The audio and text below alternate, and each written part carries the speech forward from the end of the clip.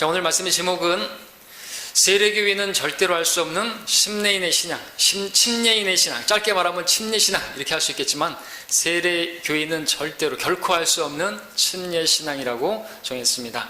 자, 본문 말씀 제가 다시 한번 읽겠습니다.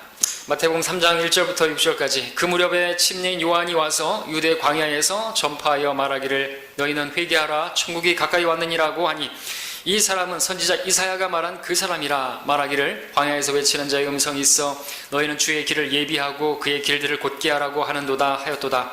이 요한은 낙타털로 만든 옷을 입고 허리에는 가죽띠를 둘렀으며 그의 음식은 메뚜기와 야생꿀이더라. 그때 예루살렘과 온 유대와 요단강 주위의 모든 지역에서 그에게 나와 자기들의 죄들을 자백하고 요단강에서 그에게 침례를 받더라 말씀하고 있습니다. 자, 세례교회는 결코 할 수 없는 침례인의 신앙. 자, 우리 교회는 침례교회죠. 침례교회. 자, 침례교회는요 개신교회 교파 중에 하나가 아닙니다. 예, 우리 아셔야 될 것은 침례교회는 개신교가 아닙니다. 여러분들 개신교 프레스바이테리안이라고 하는 이 개신교회에는 많은 분파가 있죠. 거기에는 이제 루터란이라고 하는 1517년에 종교 개혁을 통해서 시작된 이후로 장로교, 감리교, 성결교 또 무슨 교회들이 많이 있는데 다 이제 종교개혁 이후에 그렇게 나온 그러한 교파들입니다. 근데 침례교회는요 종교개혁 이전부터 있었던 것이에요. 사실 침례교회에는 성경대로 믿는 교회는 예수님께서 계셨을 때부터 이 침례인 요한 때로부터 있었다고 말할 수 있습니다. 여러분들 여기 침례인 요한이 영어로 John the Baptist입니다. 그러니까 침례를 주는 것은 뵙티즘인데 베프티스트는 침례자를 말하는 거죠. 침례인, 침례교도, 침례인을 말하는 것입니다. 있었던 것이죠. 물론 침례인 요한이 침례교회의 시작이나 선구자는 아니지만 교회를 시작하는데 하나님께서 이렇게 쓰셨던 그런 사람인 것은 분명합니다. 자, 성경에 다른 교파들 장로교, 감리교도 이런 건 없지만 침례교는 나오는 거죠. 침례교도는 나오는 것입니다. 감리교를 메소디스트라고 하는데 그런 거 성경에 안 나오죠. 근데 베프티스트는 나오는 것입니다. 침례교도는 나오는 것이죠. 자, 3장 1절에서 바로 침례인 요한이 바로 그 사람입니다. 존 더 베프티스트. 우리 교회 이름할 때 광주 성경 침례교회 할 때 이 교회 침례라는 단어가 영어로 뭘 쓰죠? 베프티즘 처치입니까? 아니죠.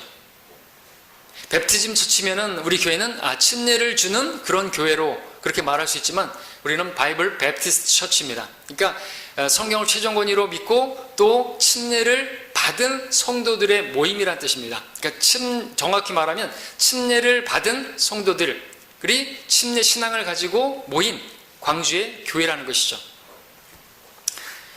무슨 얘기인지 아시겠습니까? 네. 계속 들어보시면 이제 아실 겁니다. 자, 앞서 언급했던 여러 교파의 이름들 종교개혁 이후에 생겨났는데 자, 침례인, 베프티스트는 예수님 때부터 지금 등장하고 있는 것을 보게 됩니다. 자, 다시 말씀드리지만 침례교는 개신교회가 아닙니다. 우리 주변에 장로교, 감리교, 성결교, 성공회, 안식교, 형제교회, 지방교회 등등 다양한 교파들의 그런 이름들이 있는데 모두 종교개혁 이후에 생겨난 것입니다. 그러나 베프티스트, 침례인은 바로 예수님께서 침례 받으시던 그 현장부터 있었습니다. 자, 오늘날 기독교계에서 장로교, 감리교, 성결교에 속하면 정통이고 이단이 아니라고 생각하는 경향이 있습니다. 한편으로는 침례교 그러면은 아직까지도 이쪽에서는 이단시하는 경향이 있습니다. 그렇죠? 근데 침례교가 이단이라고 한다면 로마 카톨릭이 항거한 개신교, 즉 장로교, 감리교, 성결교가 있기 전에는 전부 이단만 있었다는 그런 논리가 됩니다. 그렇다면 교회에는 예수님 때로부터 개신교가 나오기까지 약 1500년 동안 존재하지 않았던, 그리고 그 전에는 다 이단 소굴이었다는 그런 논리가 펼쳐지게 되죠. 그러므로 장로교, 감리교, 성결교에 속했다는 이유만으로 정통이라든지 이단이 아니라니 그런 말은 사실 말이 안 되는 말입니다. 그리고 이제 한기총이 침례교회, 특별히 우리 성경대로 믿는 성경 침례교회를 이단이라고 규정한다고 해서 우리 교회가 이단이 되는 건 아닌 것이죠. 만약에 그게 그렇게 된다고 한다면 예수님 당시에 유대 종교 지도자들이 예수님을 뭐라고 불렀어요? 나사렛 이단, 이라 그랬습니다. 그러면은 그들이 그렇게 불렀으니까 예수님은 이단이 되시는 거네요. 나사렛 이단이 되시고, 그리고 사도 바울은 전염병자라고 불렀는데, 온 세상을 호사게. 그럼 그 사람에게는, 바울에게는 치명적인 어떤 전염병이 분명히 있었을 거예요? 아니잖아요, 그죠? 그들이 뭐라고 한다고 해서 우리가 그렇게 되는 건 아닌 것입니다. 침례교회가 어떤 사람들이 이단이라고 한다고 해서 그렇게 되는 거 아닌 거죠. 오히려 그 전부터 있었다니까요. 예, 성경에 오늘 본문에 보면 베프티스트는 예수님 이 마태복음 3장부터 나오는 것이에요. 물론 이 사람이 이제 교회의 시작은 아니지만, 예수님에 의해서 시작되었지만 나온단 말이죠. 그러나 뭐 감리교도, 메소디스트 이런 건 없어요. 바프티스트는 있다, 베프티스트는 있다는 거죠. 장로교, 감리교가 정통이라고 말하는 것은, 주님의 참된 교회가 그렇다면 고작 500년 정도의 그런 종교개혁 이후로 태어났으니까 500년 정도의 짧은 역사밖에 안 된다는 얘기인데 잘못된 것입니다. 네, 물론 일부 개신교도들이 자신들의 그 짧은 교회의 역사를 숨기기 위해서 그들이 항거하고 나왔던 로마 카톨릭 그 교회를 향해서 자신들의 원조 교회 또는 어머니 교회, 또 어머니 교회라고 말하지 않더라도 전통 교회 뭐 이렇게 말하기도 하는데, 근데 로마 카톨릭에서 그렇다면 뭐하러 나온 것이에요? 그 전통이고 거기가 원조 교회였다고 한다면 로마 카톨릭에 왜 항거를 한 것입니까? 그들에 대해서 항거한 그 종교 개혁만 보더라도 로마 카톨릭이 얼마나 부패하고 잘못된 그러한 교회였는지를 알 수가 있지 않습니까? 만일 로마 카톨릭 교회가 전통 교회이고 정말 순수한 교회였다고 한다면 종교 개혁자들은 그러한 하나님의 교회를 대적한 이단자들이 되는 것이죠. 로마 카톨릭 교회가 주님께서 말씀하신 그 교회, 하나님의 교회였다고 한다면 그 종교 개혁자들의 그 종교 개혁은 정당성을 인정받지 못하는 것입니다. 그들은 주님의 교회를 대적한 것이고 분파를 만들어낸 자들이고 교회 역사의 이단자들이 되는 것이에요. 아닌 게 아니라 로마 카톨릭은 실제로 개신교의 그들을, 종교 개혁자들 그들을 그렇게 부르죠? 그렇게 여깁니다. 로마 카톨릭은 지금도 자기들이 전통교회라고 말하고 정통이라고 말하고, 개신교회는 집 나간 탕자라고 말하고, 배도자들로 그렇게 치부하는 것이에요. 근데 정말 그런 것입니까? 그런 건 아니죠. 종교 개혁은 옳은 것이었습니다. 잘한 것이죠. 그리고 지금 종교 개혁자들을 지금 이제 영웅시하는데, 그 이유는 로마 카톨릭이 참 교회가 아니기 때문에 그렇습니다. 그러니까 항거한 거 아닙니까? 자, 그렇다면 또 로마 카톨릭이 참 교회인 것처럼 그 교회가 전부인 것처럼 그렇게 득세하던 그 중세시대, 암흑시대에 참 교회는 없었던 것입니까? 아닌 것이죠. 그래서 그 교회, 종교개혁 이후로 정통교회, 장로교, 감리교회가 나왔으면 그 전에는 없었냔 말이죠. 1500년 동안 없었던 것입니까? 아니라는 거죠. 계속해서 있어 왔던 것이죠. 주님께서 이 반석 위에 내가 나의 교회를 세우리니 지옥의 문들이 그것을 이기지 못하리라, 교회를 이기지 못하리라 말씀하셨던 것처럼 주님께서 세우신 그 교회는요, 그 침례 교도들은, 침례인들은요, 세상을 계속해서 이겨왔던 것입니다. 지옥의 문들이 교회를 이기지 못하듯이 침례 교인들은 바로 그렇게 세상을 이겨왔던 것이죠. 카톨릭의 세력이 그렇게 거대해졌지만, 그런 가운데서도 침례 교도들은요, 그 맥이 끊어지지 않고 계속해서 있었던 것입니다. 자, 침례교인, 다른 말로 오늘 본문에 나오는 표현으로 말하면 침례인 요한, 베프티스트, 침례인. 자, 그렇다면 이 침례인은 어떤 신앙을 가진 사람입니까? 서두에 말씀드렸던 것처럼 오늘 제목처럼 세례 교인들은 절대로 알지 못하는 침례인의 신앙이라고 했는데, 그 침례인의 신앙이 무엇인가? 자, 여러분들 오해하지 말 것은 우리 침례교회는요, 침례만 고집하는, 침례만 맞다고 주장하는 그런 교회가 아니라는 것입니다. 어떤 이들은 그렇게 말합니다. 침례교회는 침례만 옳다고 침례만 주장하는 그런 교회이죠 라고 말하기도 하는데, 침례가 맞긴 하지만, 침례를 맞다고 주장하긴 하지만 침례인이 어떤 사람인지 어떤 신앙인지는 그것을 전부가 그게 전부는 아니죠. 침례만 주장하는 그런 사람들이 아닌 것입니다. 말씀드렸던 것처럼 침례는 베프티즘이지만 베프티스트는 침례인들을 말하는 것입니다. 침례. 자, 침례가 무엇입니까? 먼저 말씀드릴 것은 침례는 말 그대로 물에 잠기는 의식을 말하는 거죠. 그리고 우리는 물에 잠긴 사람들을 말합니다. 우리는 그리스도와 함께 죽은 사람들을 말하는 것이죠. 여러분들 어느 지역에 비가 많이 와서 그 마을이 물에 잠겼다고 했을 때 영어로는 베프티즘이 되는 것이에요.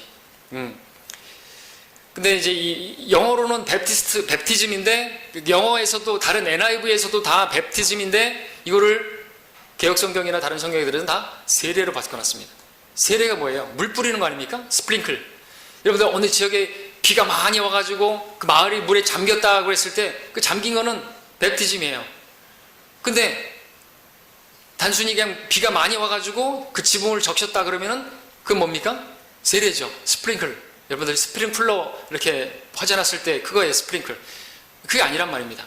그렇게 돼갖고는 침례인의 신앙을 말해줄 수가 없어요. 그래서 세례를 받은 사람들은 오늘 우리가 보게 될 이 침례의 신앙을 가질 수가 없는 것입니다. 그래서 세례교인은 절대로 할 수 없는 신앙이라고 말씀을 드리는 것입니다.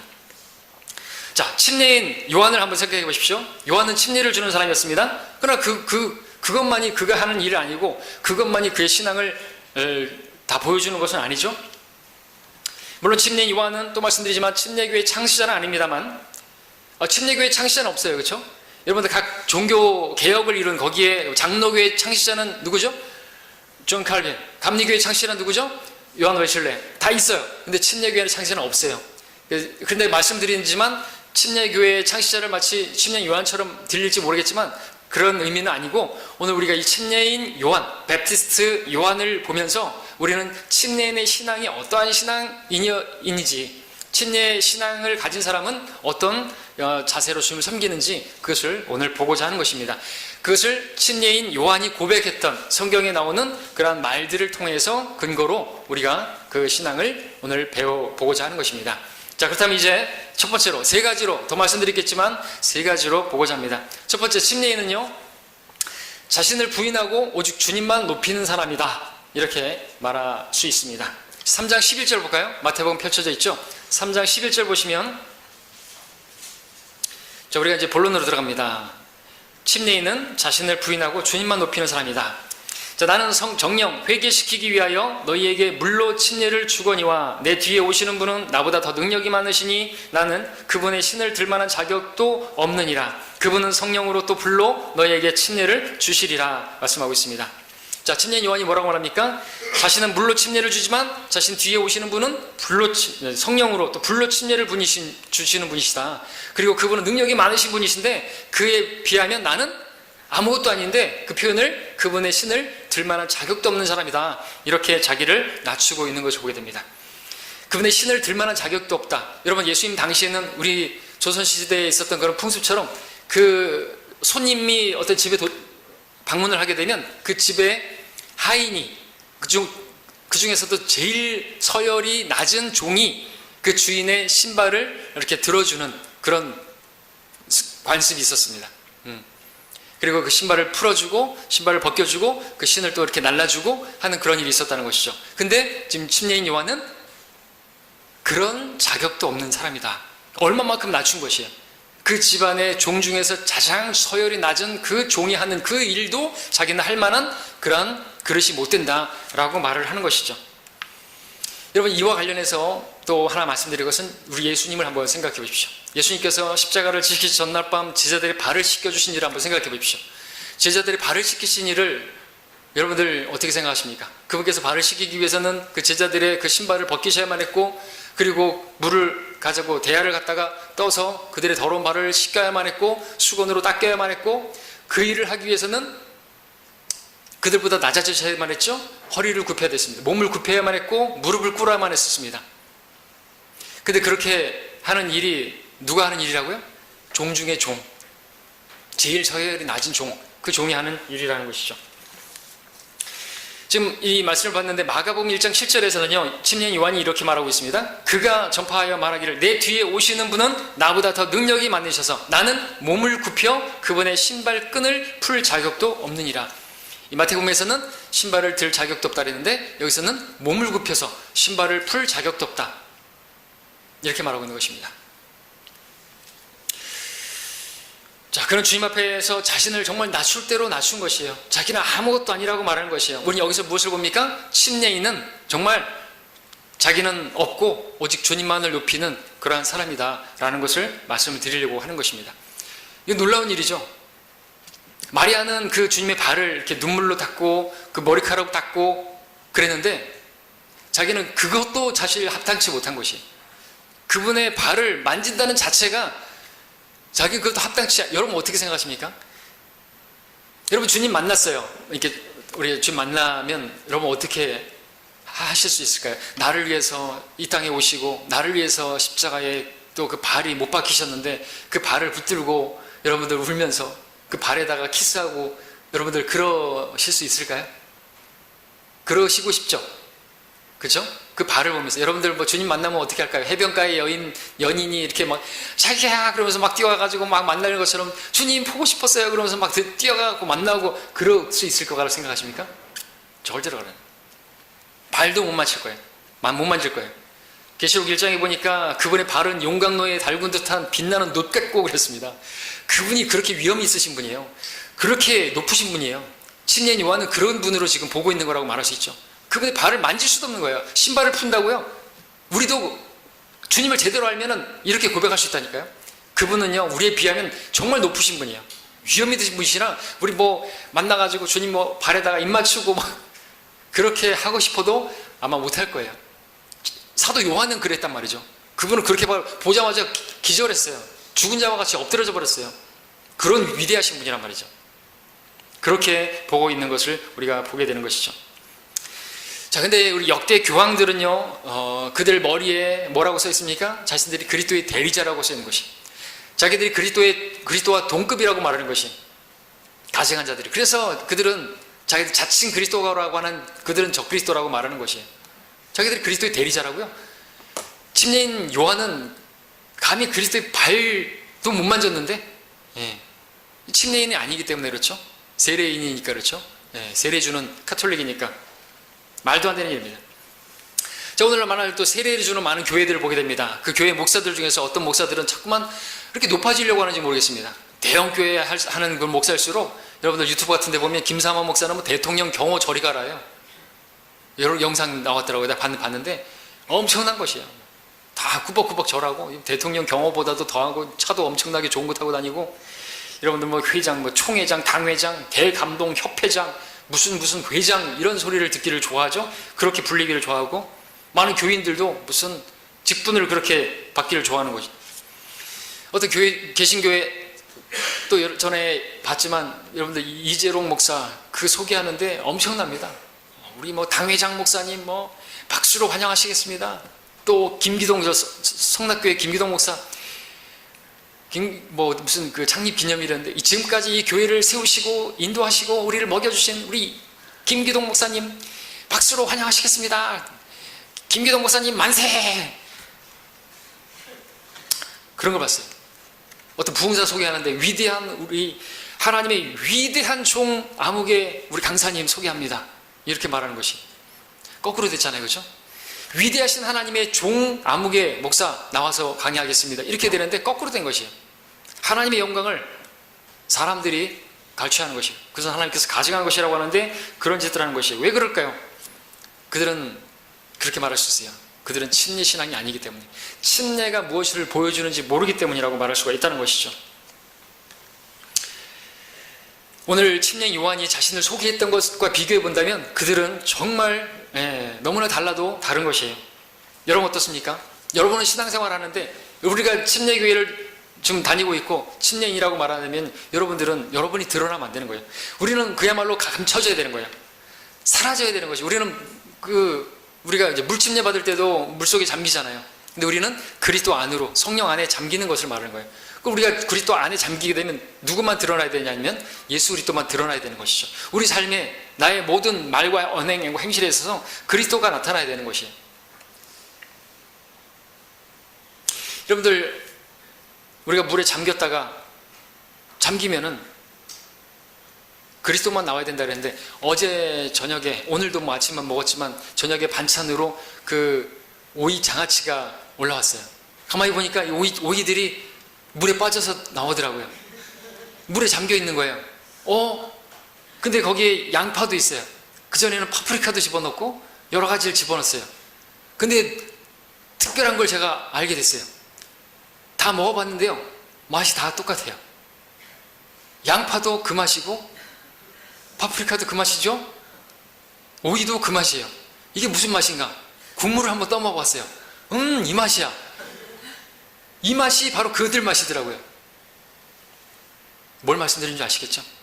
우리가 그리스도 안에 잠겼으면요, 여러분들 다 그리스도의 맛이 나와야 되는 거예요. 우리 아까 찬송 불렀던 것처럼 우리 다 그리스도의 향기가 나야 되고, 그리스도의 맛이 나야 되고, 그리스도의 편지가 돼야 되고, 그래야 된다는 거죠. 여러분들, 근데 여전히 얘네들이 들어갔다 나왔는데도 양파는 딱 양파씨 맛이 나고, 오이는 오이 맛이 나고, 그렇게 되면 어떻게 돼요? 그 성질들이 그대로 있으면요, 그들은 잠기지 않았던 것이겠죠? 막 담았는데 위에 올라와 있어가지고 잠기지 않은 애들은 그대로 나오겠죠? 마찬가지예요. 잠기지 않은 사람들은 그 성질머리가 그대로 남아있는 거예요. 여러분, 각각의 성질이 그대로 남아있으면요, 안 되는 거예요. 교회가 안 되는 거예요. 우리는 다 잠겨야 되는 거예요. 그래서 누구만 드러나야 돼요? 그리스도만 드러나야 되는 거. 이게 침례 신앙이에요. 이걸 세례로 어떻게 보여줍니까? 세례는 어떻게 받아요? 다 뿌려주면 어떻게 해요? 씻을 세자를 쓰죠? 뭘 씻어요? 죄를 씻는다는 거예요. 이건 가증한 것이죠. 예수님의 피로 씻어야 되는데 물로다 씻는다고요? 그 몇 방울로다가 물을 찌꺼리면은 으차 하면서 갑자기 어떤 신비적인 현상이 벌어지면서 죄가 씻어지는 거예요? 저는 그거 생각할 때마다 무슨 요술공주 세리 같은 게 생각나요. 만화 영화 같은데 이렇게 막 지팡이를 탁 머리에다 하면은 샤라라라 하면서 반짝이들이 팍 퍼지면서 저 아름답게 변하는 그런 공주로 변하는, 이 침례하고 완전히 다른 거예요. 그렇게 세례를 받으면은 그 자신이 드러날 수밖에 없겠죠. 뭐 딱 그렇게 받는 의식을 통해서 뭐 새롭게 변화됩니까? 새로운 피조물이 되고 죄들이 깨끗해지고 그런 공주로 변하는 겁니까? 그렇게 세례를 받으면 아마 생각할 수 있습니다. 계속 그 이후로도 자기가 드러나는 신앙생활을 하기 쉽지 않겠는가? 그래서 세례 받은 사람들은 그렇게 자기를 드러내려고 하는 것인가? 11조를 해도 자기가 드러나고 싶어가지고 교회 주보에다가 11조 이름을 다 쓰더라고요. 그쵸? 여러분들도 예전에 그랬잖아요. 그 이름 내려고 이 11조를 하는 건 아니겠지만 그걸 뭐하러 쓰는지 모르겠어요. 그리고 저번에 순복음교회 다녔던 분은 거기에서 표가 있는데 막대 그래프로다가 다 해놨어요. 얼마를 냈는지까지가 아주 정확하게 표시까지 다 되는 것이에요. 왜 그렇게 하는 것입니까? 그리고 왜 장로가 있고 뭐 권사가 있고 무슨 직분들이 그렇게 많은 것입니까? 그것도 돈 주고 또 그걸 사요.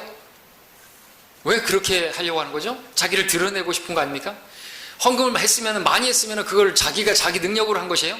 그 이름을 알려서 뭐 하려고요? 우리가 받은 것들은 다 누가 주신 겁니까? 주님께서 주신 것이 아니면 우리는 아무것도 받을 수가 없어요. 요한복음 함께 볼까요? 요한복음 3장에 보시면요, 여기도 누가 말하는지 보십시오. 요한복음 3장에서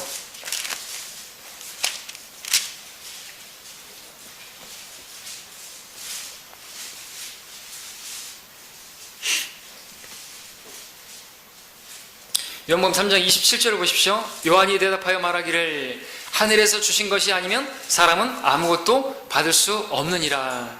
예, 여기서도 우리는 침례 요한의 신앙을 볼 수 있는데, 지금 첫 번째에서 말씀드리는 두 번째인데, 주님께서 주신 것이 아니면 우리 받은 것이 없어요. 그러니까 모든 주권을 주님께 돌리는 것이죠. 모든 영광을 주께 돌려드리는 것이죠. 주님이 아니면 나는 아무것도 아니다라는 거예요. 철저하게 주님만을 높이는 것이죠. 바로 이 신앙이 침례인의 신앙입니다. 나는 아무것도 아니다. 나는 아무것도 아니다. 주님만이 나의 모든 것이다. 주님께서 주시지 않으면 나는 아무것도 받을 수가 없다. 내가 무슨 일을 했다고 한다면 그것은 다 주님의 은혜로 된 것이다. 여러분들, 침례 요한뿐만 아니라 사도 바울도 침례인이죠. 바울도 침례를 줬지만 중요한 것은 그도 침례인의 신앙을 고백했다는 거죠. 뭡니까? 나는 매일 죽노라. 내가 살든지 죽든지 내 몸 안에서 그리스도만이 높아지길 원한다. 그리스도만 드러나기를 원한다 그랬죠. 그리스도의 생명이 드러나기를 원하고, 자기가 십자가에 자꾸만 죽음에 넘기는 것은 그리스도의 생명이 나타나기를 원한다 이거죠. 자기는 감춰지는 것이에요. 인간 사도 바울이 아니라 주님만이 나타나기를 원했던 바로 그 침례인의 신앙이 바울에게서도 우리가 발견될 수 있는 것이고, 또 저와 여러분들도 침례인이라면 여러분들은 없어져야 되는 것이, 우리 찬양에 있잖아요. 이 몸과 세상 간 곳 없고 구속한 주만 보입니다. 그 찬송가처럼 나는 있으면 안 되는 거예요. 왜? 우리는 다 그리스도 안에 잠겼다니까요. 성령 안에로 마시게 됐다니까요. 여러분들 오이하고 그 파프리카하고 이런 것들이 다 그 장아찌 물을 다 마셔버리니까 장아찌 물맛이 나는 거야. 다 그 물맛이 나야 되는 거예요. 우리는. 자, 우리는 조심해야 됩니다. 우리는 이 침례인의 신앙 고백을 붙들어야 됩니다. 요한이 고백했던 것처럼 나는 주님의 끈을 풀 자격도 없고 신발을 들 자격도 없고, 예, 우리 주님을 만날 때도 그분의 발을 만질 수도 없을 거예요. 그 용광로에 달군 듯한 그 빛나는 녹 같은 그 발 근처에도 못 갈걸요?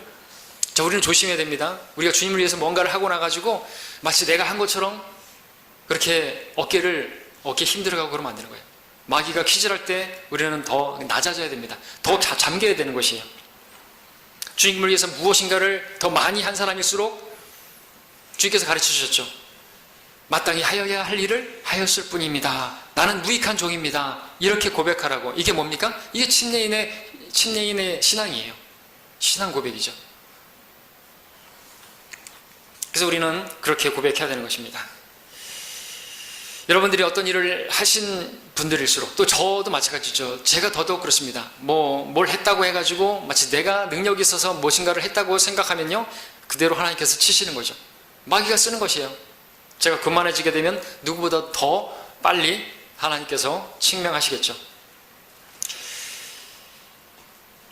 그래서 이제 설교할 때도 말씀드리죠. 늘 제가 자주 기도하는 게 뭡니까? 저는 감춰주시고 오직 주님 말씀만이 그렇게 드러나게 해주시라고. 그냥 하는 기도가 아니에요. 이게 침례인의 신앙 고백이기 때문에 그렇습니다. 이걸 붙들어야 되는 겁니다. 오늘 설교는 정말 중요한 설교입니다. 자, 그런 신앙이 없으면요, 무엇인가를 해놓고 자기가 드러나기를 바란다면요, 상처받겠죠. 여러분들이 뭔가를 했는데 다른 사람들이 알아주지 않고, 목사님이 알아주지 않고, 그러면 여러분 상처받고 어떤 배반감 같은 것을 느끼고, 그러면 어떻게 돼요? 나를 안 알아줘? 내가 이렇게 헌금 많이 하고 내가 이렇게 잘 섬기는데 날 안 알아줘? 그러면 어떻게 해야 될까요? 나 없이 교회 돌아가나 보자 그러고 떠나겠죠? 이전에도 우리 교회에 그런 사람들이 있었어요. 나 없이 어디 교회에서 돌아가나 보자 그러고 떠난 사람들인데, 그런 사람들 우리가 알아야 될 게 뭔지 아십니까? 그런 사람들, 그렇게 나 없이 교회가 잘 되나 한번 보자 하고 떠나간 그 대단하신 분들 에 의해서 교회가 세워지는 게 아니에요. 그런 사람들은 침례인이 아니에요. 자기가 드러나기를 원하고 뭔가를 했다고 해가지고 자기를 높이려고 하는 사람들은 침례인이 아니에요. 침례인, 베프티스트 처치, 우리 교회 오면 안 되는 것이에요. 그런 사람들은 침례인 아니에요. 예. 여러분들은 침례인이죠? 베프티스트죠? 그렇게 주님 안에 잠긴 사람들, 그래서 우리의 성질이 다 없어지고 우리 육신이 사라지고 오직 주님만이 드러나는, 주님만을 높이는 교회가 될 때, 그 교회는 주님에 의해서 교회가 세워지고 지켜지는 것이지, 나 없이 한번 교회가 되나 보자, 그런 사람들은요, 없이도 충분히 잘 돌아가요. 여러분들도 그런 생각 절대로 하시면 안 돼요. 내가 있으니까 이 교회가 운영되어지지. 여러분 없어도 돼요. 이 말 듣고 기분 상해가지고 나가셔도 저는 안 붙잡아요. 여러분들, 카인이 그랬죠. 자기가 열심히 수고한 그 농작물을 주님 앞에 드렸는데 하나님께서 그 자신의 어떤 열성이나 그 섬김의 그 마음은 알아주지도 않으시고, 그러니까 어떻게 했어요? 얼굴이 안색이 변하고 화가 나고 배반감에, 그리고 형제를 죽인 거 아닙니까? 또 교회에서 그대로 일어날 수 있어요. 여러분들도 제가 안 알아주고 인정 안 해주고 어떤 칭찬 안 해준다고 해가지고 여러분들 서운해하거나 그러면 안 되는 거예요. 왜? 그러면 여러분들의 성질이 나오잖아요. 성질 나네? 날 안 안아줘? 여러분 성질 아직 주세요. 잠겨야 되잖아요. 장아찌 맛이 나야 되는데 여전히 마늘 맛이 나고 여전히 그 양파 맛이 나면 안 된다니까요. 거기서 성질 내면 안 되는 것이죠. 성질이 아직 안 죽었네요? 아직 안 잠겼네요? 침례를 안 받으신 거네요? 주님 안에 잠겨야 되는 거예요. 자, 베프티스트는요, 무엇을 하였든지 간에 나는 주님의 신발끈을 풀 자격도 없고 나는 무익한 종이고 하여야 할 일을 하였을 뿐입니다 라고 전적으로 자기를 부인하고, 그래서 주님께서 십자가를 지라고 했잖아요. 완전히 내가 없어져야 되는 거예요. 그게 십자가입니다. 십자가를 통과한 사람들이 사실 구원받은 사람들이고, 또 그 사람들은 침례를 받잖아요. 바로 침례를 받잖아요. 그 침례를 받아서 교회에 속하잖아요. 그 침례를 왜 받는 거예요? 이제 나는 없고, 나는 이제 주님을 잠겼고, 나는 이제 내가 아니라 주님을 드러내면서 살겠다라고 하는 의식인 거예요. 그거는. 그러니까 침례를 주는 게 중요한 게 아니라 침례 신앙이 중요한 거라는 거죠. 베프티즘이 중요한 게 아니라 베프티스트가 되어야 되는 게 중요한 거예요. 침례 신앙을 가지는 게 중요한 거죠. 그래서 우리 교회 이름은 베프티즘 처치가 아니라 베프티스트 처치예요. 침례를 받은 침례인의 신앙을 가진 사람들의 교회. 그 교회가 될 때 교회가 온전해집니다. 세례 아니에요, 세례 아니에요. 절대로 세례인들은 알 수가 없는 것이겠죠. 자, 여러분들, 침례인 요한 많은 일을 했고 정말 사람들에게 높임을 받는 그러한 상황이 있었지만, 그럼에도 그가 사람들 앞에서 나는 하찮은 존재다, 나는 아무것도 아니다, 나는 그분의 신발을 들 자격도 없다 라고 했던 그 고백을 여러분들 기억하시기 바랍니다. 중요한 겁니다. 두 번째, 침례인은 자신은 쇠잔해져야만 하고 그분은 융성해져야만 한다고 믿는 사람입니다. 요한복음 1장을 볼까요? 여러분, 요한복음 3장 펼쳐져 있죠? 자, 요한이 눈으로 좀 읽어보겠습니다. 요한이 요단강에서 말씀을 선포하자 많은 사람들이 몰려왔습니다. 정말 이 혁기적인 일을 일어난 것이에요. 말라기 이후로 400년 동안 하나님께서 침묵하시는 가운데, 그렇게 침묵 가운데 지내다가 유대인들이 마침내 하나님께서 보내신 한 사람으로 인해서 그 지역이 막 출렁이기 시작했습니다. 한 사람이 누굽니까? 바로 침례인 요한이었어요. 자, 그런데 그 침례인 요한이 등장한 이후에 몇 개월 안 돼가지고 그 침례인 요한에게 침례를 받았던 한 젊은 청년이 사람들에게 주목을 받기 시작합니다. 그 청년은 누구죠? 청년이라고 말할 수 있잖아요. 30살이니까 이제 사역을 시작하시기 이제 우리 별형제 몇 살? 9, 그러니까 한 살.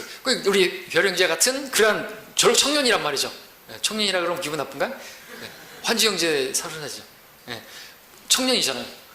그런 청년이 주목받기 시작하는 거예요. 그것도 먼저 이제 선두자가 침례 요한인데, 예수님이 딱 한 청년이 딱 올라오더니 그것도 침례 요한이 침례를 준 한 사람이 사람들에게 주목받기 시작하는 것이에요.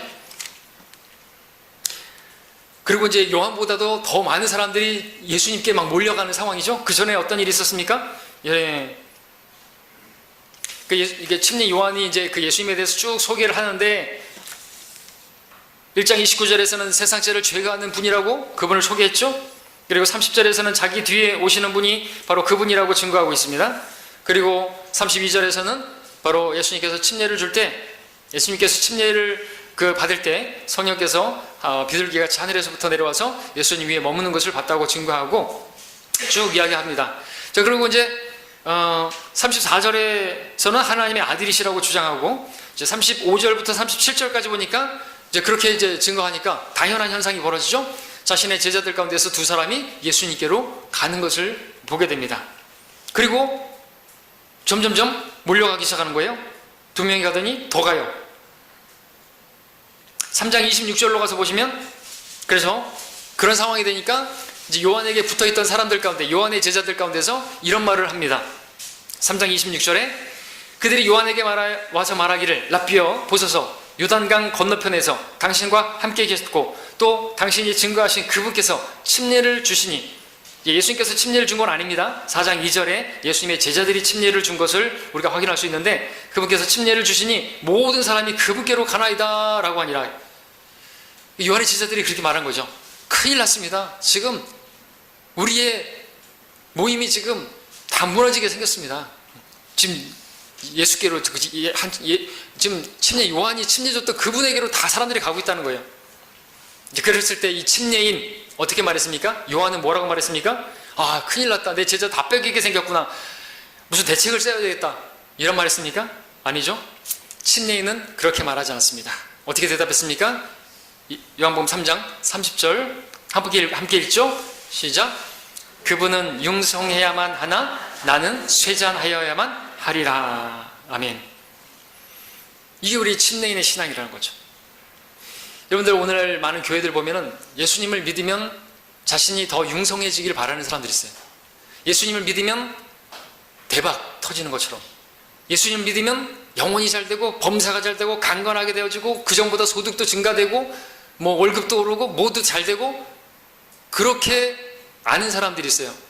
잘못 아는 것입니다. 우리는요, 예수님을 믿은 이후로 나 자신을 잃어가야 되는 거예요. 날마다 내가 죽어야 되는 거예요. 나의 자존심도 잃어져야 되고요. 오히려 주님을 위해서 나의 어떤 재정적인 것도 손해를 당하면 당할 수 있어야 되는 거예요. 주일날 예배를 드려야 되는데 오늘 예배를 드릴까? 아니면 갑자기 손님 오늘 대박 터지는 날인데 요즘 대목인데 그때도 어떻게 할 거예요? 예, 주님을 위해서 여러분들 손해를 감당할 수 있는 거, 내가 세잔해져야지 그분을 높이는 거 아닙니까? 그렇죠? 그렇게 해서 예배를 드리고 그럴 때 교회가 더 강성하게 되어지고 그게 침례인의 신앙이에요. 나 자신을 잃어가는 것이에요. 여러분들, 세례인들은 그렇게 안 합니다. 어떻게 예수님 믿고 나가지고 더 잘 돼 보려고, 어떻게 이 땅에서 더 잘 먹고 잘 살아보려고, 예수님의 어떤 성령의 능력으로 뭘 더 잘 돼 보려고 예수님 믿는 그런 사람들이 있어요. 예, 그런 사람들은 세례인입니다. 여러분들 세례의 교인입니까? 그러면 여러분 자신을 위해서 그렇게 신앙생활 하십시오. 여러분 드러내기 위해서 더 여러분들 삶이 윤택해지고 여러분의 어떤 것들이 더 증가되어지고 가계부가 더 늘어나고, 그런 거 목적으로 여러분들 교회 다니시는 분들이라면 여러분들 침례인이 아니에요. 아시겠죠? 침례인은 오히려 내가 더 말 그대로 주님께서 증가되실 수만 있다면 나는 쇠잔해져야 되고 믿는 사람들이에요. 주님께서 더 견고해지고 주님께서 더 높임 받으시기 위해서라면 나는 낮아지고 나는 더 없어져야 된다고 그렇게 믿는 사람이 침례인이라는 거예요. 여러분에게 이런 신앙이 있습니까? 이런 신앙이 없으면 교회 생활도 못하는 거예요. 그렇죠? 첫 번째 말씀과 연관해서 본다면 나를 안 알아줘? 그러면은 이제 성질 나는 거죠. 기분 나빠지는 겁니다. 그러면 교회 생활 어떻게 할 거예요? 주님을 생각해야죠. 주님께서 그 제자들의 발을 씻기셨는데 종들의 종이 그렇게 씻어야 하는 그런 일을 하셨는데요. 근데 나는 섬김을 받겠다고요? 여러분들 섬김 받기 원하시면요, 섬겨야 된다고 말하고 있습니다. 주님께서 오히려 더 낮아지라고 해요. 그러면 높여준다 그랬습니다. 저는 그래요. 막 높아지려고 하는 사람들은 높여주고 싶지가 않아요. 근데 이름 없이 빚도 없이 섬기는 그런 분들은요, 막 높여주고 싶어요. 그래도 높여주고 그러면 높아질까봐 말을 안 하고 칭찬을 아끼는 편이지만, 자, 예수 그리스도를 위하여 쇠잔해지는 것을 감당할 수 있겠습니까? 예, 그것이 침례인의 신앙이에요. 많은 교인들이 근데 이 침례인의 신앙과는 정반대로 그렇게 신앙을 가지고 있는 것이죠. 이기적인 신앙도 마찬가지입니다. 이기적인 신앙도 침례인의 신앙 아니에요. 자기에게 자기에게 유익이 되면은 섬기고, 자기에게 유익한 사람이면은 섬기고, 그에게 대해주고. 여러분, 설교도 마찬가지겠죠. 설교도 이 설교가 나에게 유익이 되면은 듣고, 그렇지 않으면 그냥 흘려 듣고. 여러분, 침례인 신앙 아닌 것이죠. 침례인 신앙은요, 다 받아들여야 되는 거예요. 다 흡수해야 되는 거예요. 여러분들 오이고 파프리카 자꾸 얘기 나오는데 너무 예화가 잘 맞네요. 좋네요. 어저께 그 먹으면서 다 흡수해야 되는 거예요. 그 장아찌물을 흡수해야 되는 거예요. 안 그러면 안 받아들이겠다 그러면 계속 남아있는 거예요. 오이로 남아있고 그냥 파프리카로 남아있고 그냥 양파로 남아있어요. 그 성질 그대로 남아있죠. 안 받아들이면 나 안 받아들일 거야. 나 이거 너무 짜. 너무 셔. 그리고 안 받아들이면 어떡할 거예요? 안 된다니까요. 그러면 사람들도 마찬가지. 받아들여야 돼. 내가 봉사하고 싶으면 봉사하고, 내가 마음에 안 들면 거부하고, 그러면 안 된다는 거죠. 우리가 하나 안 되는 거예요, 교회가. 침례는 주님께서 기뻐하시면 그 일을 하고, 주님의 말씀이면 받아들이는 거예요. 하나님의 말씀이라고 받아들여야 되는데, 나에게 듣고 싶지 않아, 오늘 별로 설교는 저거 듣고 싶지 않아, 그러면 안 받아들이고, 그러면은요, 그 사람은 침례인이 아닌 거죠. 다 받아들여야, 모든 말씀으로 사는 일이라 그랬습니다. 자, 주님께서 융성해지기를 원하는 성도라면 반드시 자신의 쇠잔해짐을 각오하는 사람, 그가 침례인입니다. 여러분이 세례 교인이라면 그렇게 사지 마시고, 침례 교인이라면 그렇게 하셔야 합니다. 받아들일 수 있어야 되는 것이, 다른 성도들도 받아들일 수 있어야 되는 것이. 그래서 우리가 다 같은 맛이 나야 되는 겁니다. 우리 성질이 사라져야 됩니다. 그리고 그러면 주님께서 높아지시고 융성해질 수 있다. 그러려면 그 성질 머리가 없어져야 되는 거예요. 내가 사라져야 되면 내가 쇠잔해져야 되는 거예요. 내 자존심, 내 성질, 내 주장, 이런 것들 다 내려놓고, 여러분들 교제하실 때도 막 목소리 높일 게 아니라는 것이죠. 제일 여러분들 바른 침례 교인의 모습은요, 오늘 교회 왔다 갔는지 모르시는 분이에요. 오늘 그 형제님 왔나? 갑자기 오늘 그 자매님 오늘 교회 왔다 가셨나?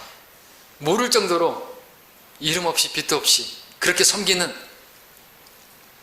그렇다고 해가지고 또 아무것도 안 하고 교회 끝나자마자 예배 싹 도망가고 그러는 거 아니고요. 아시겠죠? 자, 세 번째, 마지막으로 침례인은요, 주님의 오심을 기다리는 사람입니다. 침례인은 요한에게서 그 모습을 볼 수 있죠? 요한은요, 오랫동안 자신의 뒤에 오실 분을 기다렸습니다. 자기와는 비교도 안 될 그런 능력 많으신 분, 자기가 물로 침례를 준 것처럼 성령으로 침례를 주시는 분, 불로 침례를 주시는 분을 기다렸습니다.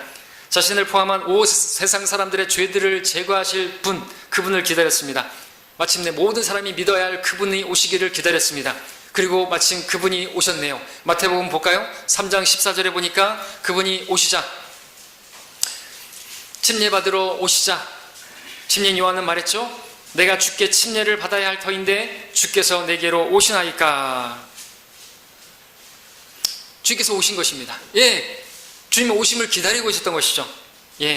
자, 그 후에 이제 헤롯에게 어떤 일이 있었습니까? 헤롯이 아니라 침례인 요한에게 어떤 일이 있었냐면, 헤롯에 의해서 감옥에 갇히는 일이 있었죠. 감옥에 갇히게 되었을 때 요한은 이제 예수님께서 행하시는 일들을 듣게 되었고 자기 제자들을 보냅니다. 그리고 우리 마태복음 11장 가서 보시면 11장 3절에 뭐라고 되어 있습니까?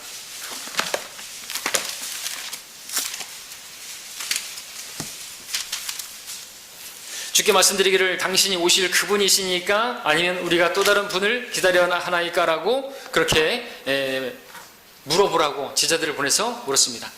자, 이 말은 이제 신이 요한이 감옥에 갇혔을 때 잠시 이제 실족한 것이죠. 나로 인하여 실족하지 않는 자는 복이 있다 그랬는데 우리도 그럴 수 있지 않습니까? 감옥에 갇히는 그런 상황, 하나님의 말씀을 선포하고 광야에서 외치는 자의 음성이었고 주의 길을 예비하는 그런 자였는데 갑자기 감옥에 갇히는 거예요. 이런 상황이 벌어지면 실족할 수 있잖아요.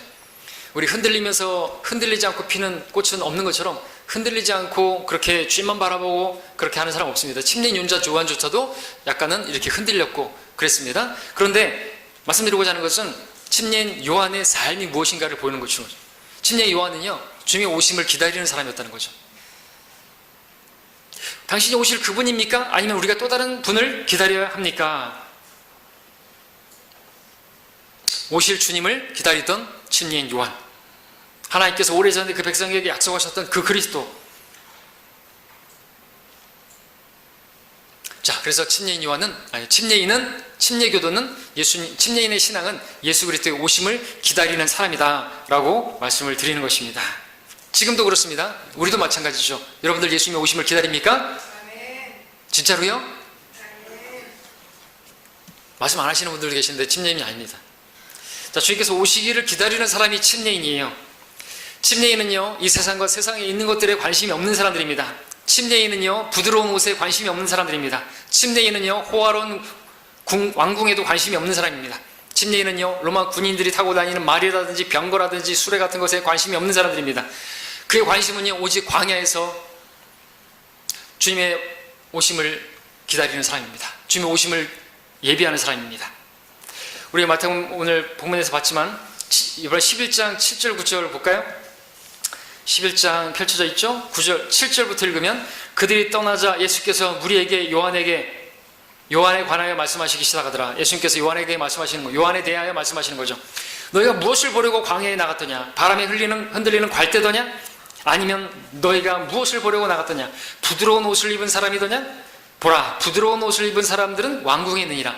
여러분들, 요한은 무슨 옷을 입었는지 아시죠? 아주 거친 낙타털로 된 옷을 입고요, 가죽으로 뛴 허리를 두르고요, 광야에서 있었던 것입니다. 그러면 너희가 무엇을 보려고 나갔더냐? 선지자더냐? 그렇다, 내가 너에게 말하노니 선지자보다 더 훌륭한 사람이니라 그랬습니다. 자, 무엇을 봅니까? 요한은 이런 모습으로 살았던 것이고, 이런 모습으로 무엇을 했냐니까 주님의 오심을 기다렸던 거죠. 아까 우리 마태복음 3장에서 본문에 읽었던 것처럼 주의 길을 예비하고 있었던 것이죠. 주님께서 오시는 그 길을 예비하고 주님의 오심을 기다리고 있던 그러한 사람이었다는 것이죠. 10절에서 보니까 주님께서 요한에 대해서 말씀하십니다. 이는 이 사람에 관하여 기록되기를 보라, 내가 나의 사자를 내 면전에 보내느리니 그가 내 앞서 너의 길을 예비하리라고 하였기 때문이라 그랬습니다. 예, 무엇을 보십니까? 침례인 요한은 주님의 오심을 기다리고 주의 오시는 그 길을 예비하는 사람이었다는 것이죠. 지금도 이 세상에는 수많은 교인들이 존재합니다. 그러나 진정한 침례인을 찾아보기 힘듭니다. 진정한 침례인은 누굽니까? 침례교회 다니는 사람입니까? 아닙니다. 진짜 침례인은 주님의 오심을 기다리는 것입니다. 주님의 오심을 기다리면서 그의 삶은 주님의 오심을 예비하는 거죠. 그의 삶의 방식은 주님의 오심을 기다리는 것이에요.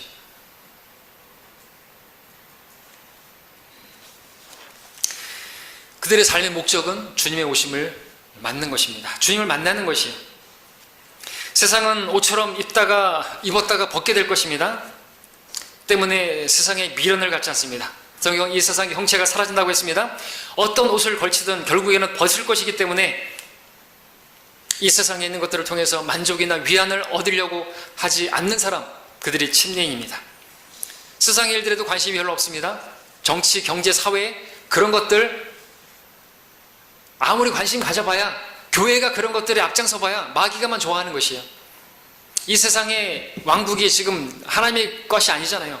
그러니까 이 세상에 아주 악하게 돌아가고 그래도 할 수 없는, 우리는 그 가운데서 주님의 일을 하는 것이죠. 세상에 관심 없습니다.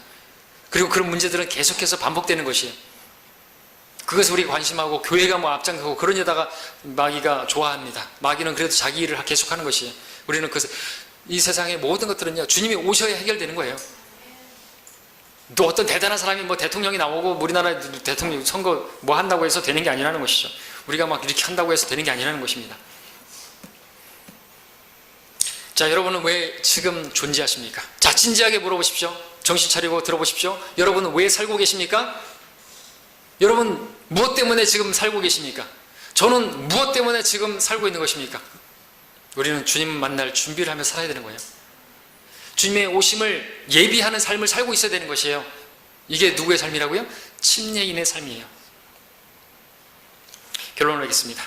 자, 침례인은 누굽니까? 침례인은 주님의 신발끈을 풀 자격도 없고 신발을 발을 만질 만한 그러한 자격도 없는, 정말 자기는 아무것도 아니라고 하면서 주님만을 높이는 사람입니다. 침례인은 주님만이 융성해 주시고 나는 쇠잔해져야 한다고, 반드시 그렇게 되어야 한다고, 나의 모든 것이 사라져야 된다고, 내 성질도 사라져야 되고 내 성격도, 내 그런 주장도 사라져야 하고, 그래야만 주님이 높아진다고 라는 것을 믿는 사람이에요. 세 번째, 침례인은 주님의 오심을 기다리는 사람이고, 오시는 동안 그의 삶의 방식은 주님의 오심을 예비하는 사람입니다. 자, 이것을 여러분들이 아시고 침례인으로서 사시는, 주님의 오심을 기다리는, 예비하는 그러한 저 여러분 되시길 바랍니다. 기도하겠습니다.